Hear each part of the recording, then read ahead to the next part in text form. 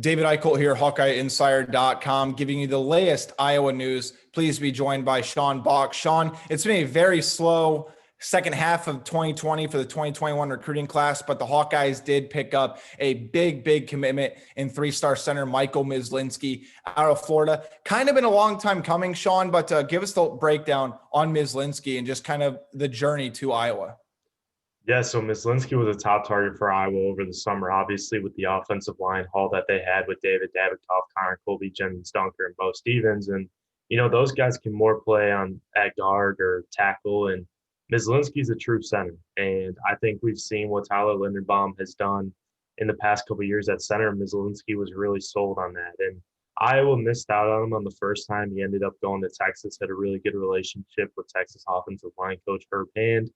And, Iowa kept on him. They kept the full court press on him after he committed to the Longhorns. Obviously, with the Longhorns having all the coaching catastrophe with Tom Herman, that definitely didn't help Myslinski with his decision and ended up decommitting. And the two schools to watch, through that whole recruitment were Iowa and Michigan State.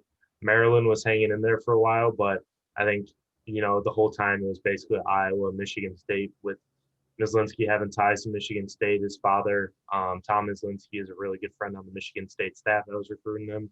And Iowa just really sold Myslinski on the play, the offensive line play, Tyler Linderbaum's success. And, I think that played a really huge part in this recruitment. And even the Iowa signees, I know Davidoff, Colby, Bo Stevens, those guys were really talking to Myslinski a lot throughout the process. Cooper DeJean, Arlen Bruce as well were very involved in talking with Myslinski and trying to get him to Iowa City, and it paid off.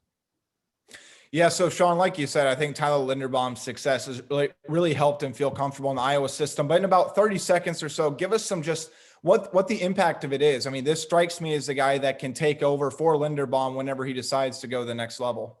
Yeah, for sure. And I don't know. I think one thing that stands out about Myslinski is he can make an impact early, but also he could benefit really well from having a couple of years in the developmental program. And I think that gives Iowa more flexibility in the offensive line. I mean, you have Justin Britt, who I think you prefer to play a guard, and same thing with Noah Fensky, who could be a center as well, but I think he could also be a guard. And Myslinski gives you that true center type, which allows you to have more options on the interior at guard. So it's a big pickup without a doubt. And I think he's a guy in this offensive line class that's got a lot of high upside and, could be a potential draft pick in a couple of years.